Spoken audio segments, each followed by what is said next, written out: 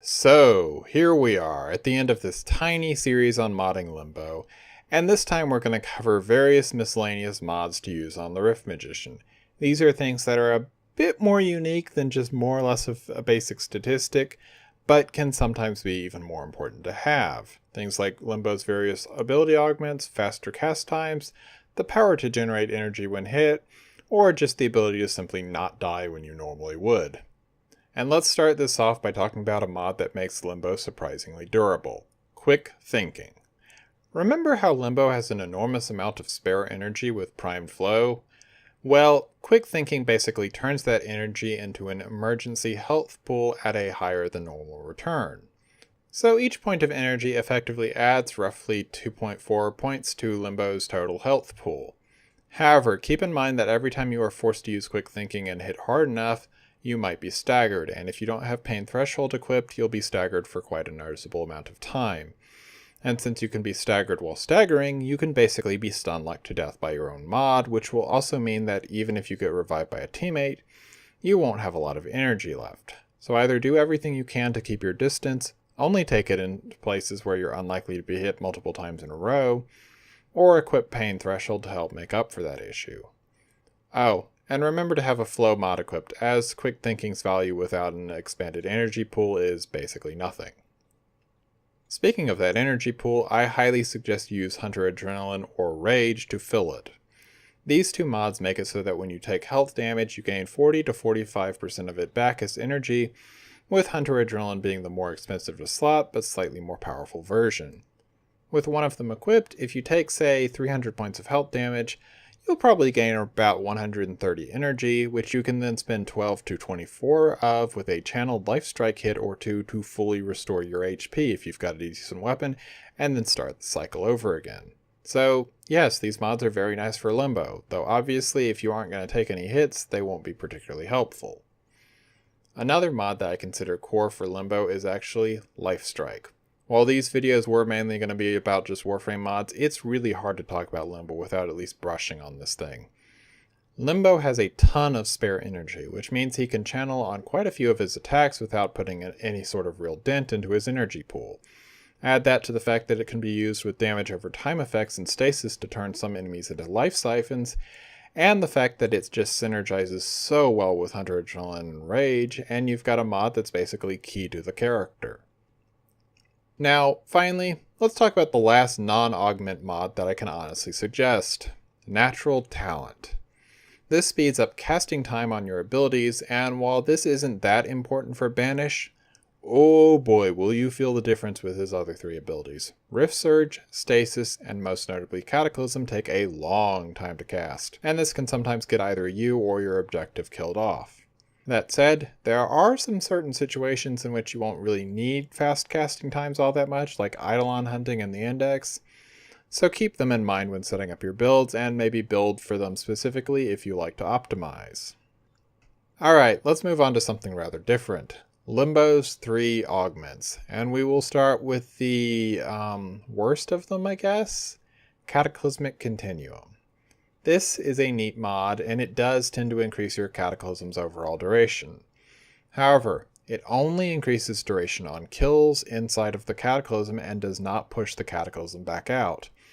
So unless you kill a lot of things in it, it won't be worth more for you than some of the other duration mods could be. Unfortunately, this means it is usually best for large bubbles, yet at the same time you'll need to recast Cataclysm from time to time just to keep the size up to a point where you're actually going to catch enough enemies inside of it to actually increase the duration, and yeah. All in all, I can't really suggest using this mod most of the time, but when I do the Index, I get enough enemies dying inside of my bubble that I generally get some value out of it. But unfortunately, that's really about the only place that I found the mod to be actually useful.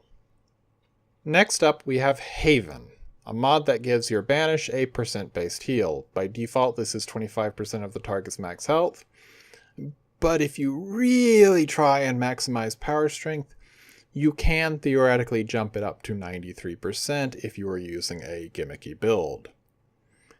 Yeah, unfortunately, while this is a very neat mod and I play with it from time to time, I really only find it to be particularly useful for one mode, and it's not one that I play very often, Defection. For those who missed the earlier episode where I talked about this, yeah, you can banish the pack of idiots, and tossing a heal on that banish means that you can make up for the damage caused by lack of life support, so you can pretty comfortably just rush them from their spawn all the way to the exit without actually needing to stop at all, as long as you keep an eye on their HP, and remove and replace banish in time that they get low. But that really is the only place that I reliably use Haven. It is a very neat mod, but so many frames have so many ways of restoring HP that I can't really suggest using it regularly. Now, finally, we have the last mod that I'm talking about in this series, Rift Torrent.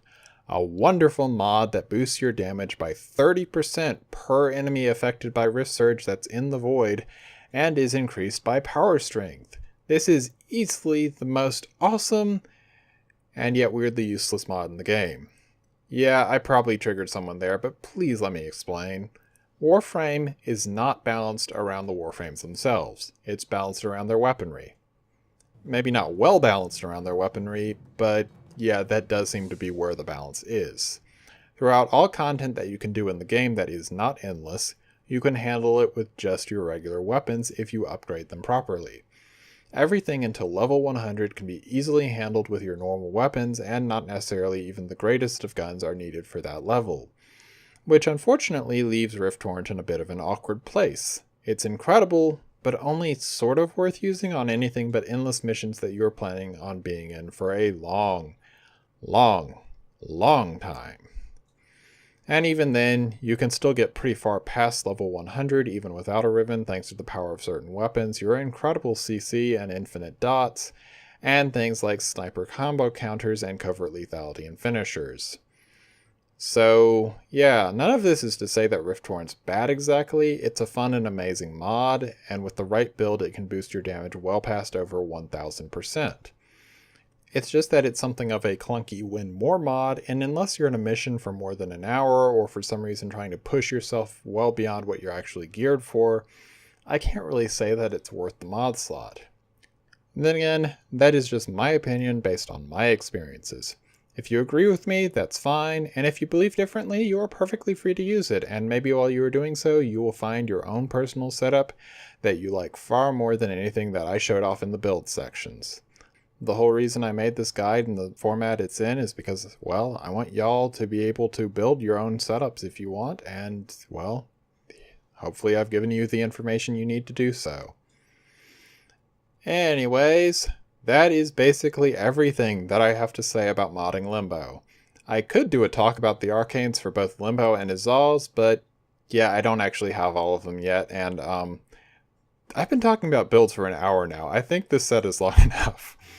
Anyways, I hope you've enjoyed this little mini-series on building Limbo. If you did, leave a like and subscribe, and I will see you later. Farewell.